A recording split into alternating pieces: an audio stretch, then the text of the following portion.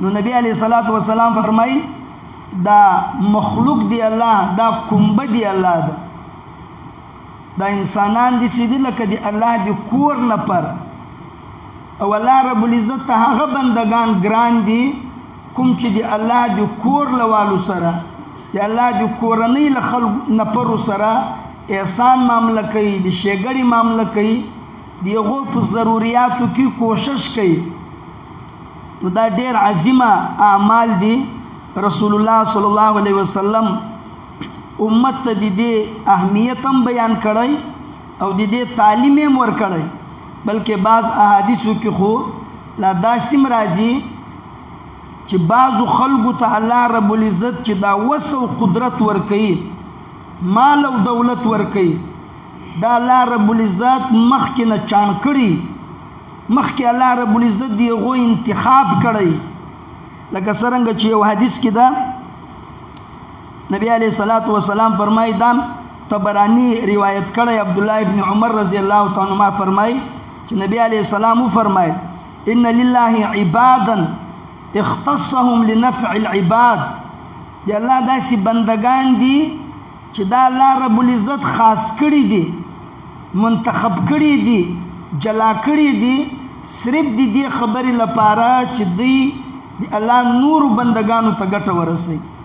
یعنی دغه بندگانو ته الله رب العزت یقرهم فیها، اختصهم بالنعم، الله دې ته نعمتونه ورکوي، مال او دولت ورکوي، الله رب العزت دې ته اسباب ورکوي.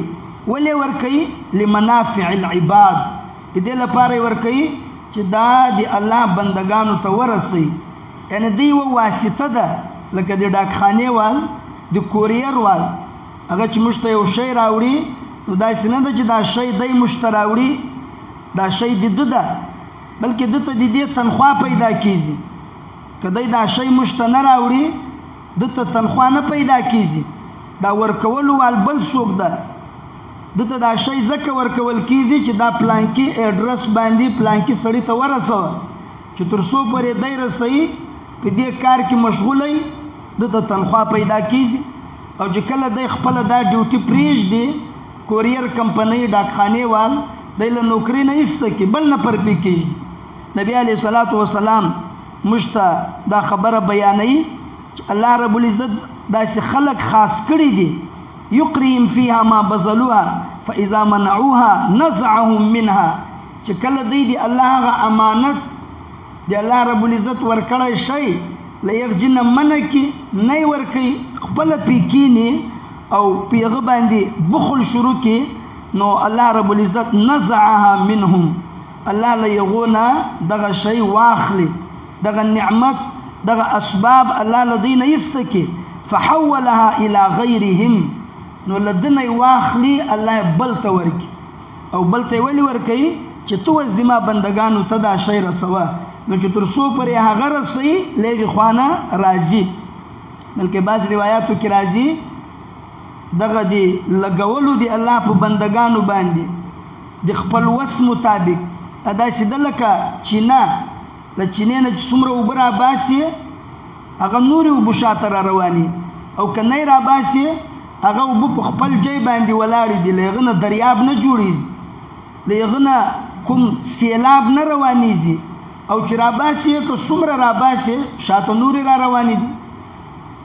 الله رب العزت دا بعضو خلکو ته چې دغه شیان ورکوي د دغه لپاره یې ورکوي چې دی الله رب العزت نورو بندگانو ته د الله نورو بندگانو ته الله دوی په ذریعه ګټه ورسوي.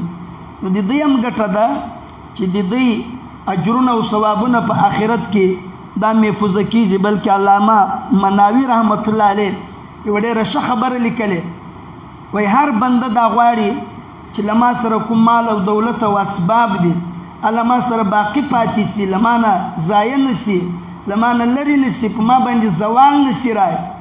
هر بنده دا غواړي. وایي د هغه د پاتې کېدو طریقه دا ده چې کوم نعمت الله رب العزت درکړی د هغه نعمت شکریه ادا کړه، او مال اسباب دغه شکریه په ژبه نه ده، صرف په ژبه نه ده، دې شکریه په مال ورکولو سره ده، علامه مناوی رحمت الله علیه فرمایي وای عقلمند بنده هغه ده چې د خپل مال او نعمت او اسباب محفوظ کړي. څرنګه محفوظ کړي چې موقع به موقع د خپل وس مطابق الله دی بندگانو حق ادا کوي هغه ته ور کوي. دې لپاره ور کوي چې جای پیدا کیږي شاته نور راځي. نو خبره مې دا درته کوله چې دې طرف تم توجه پکار ده. دا یو ډیر عظیمه او بهترین عمل ده. دې ته احب الاعمال ویل سوي دي الله رسول دې ته احب الاعمال ویل او احب اسم تفضیل د علماء کرام طلبه کرام خبر دي. اسم تفضیل دا مطلب چې تر دې اوچته تی بل عمل نس. نو دام یو روح ده دام یو صورت ته د نیکی او د حسناتو چې انسان په ژوند کې د الله له بندگانو سره وکړي او د آخرت لپاره ذخیره کړي. الله رب العزت دې طرف ته مشټولو ته توفیق نصیب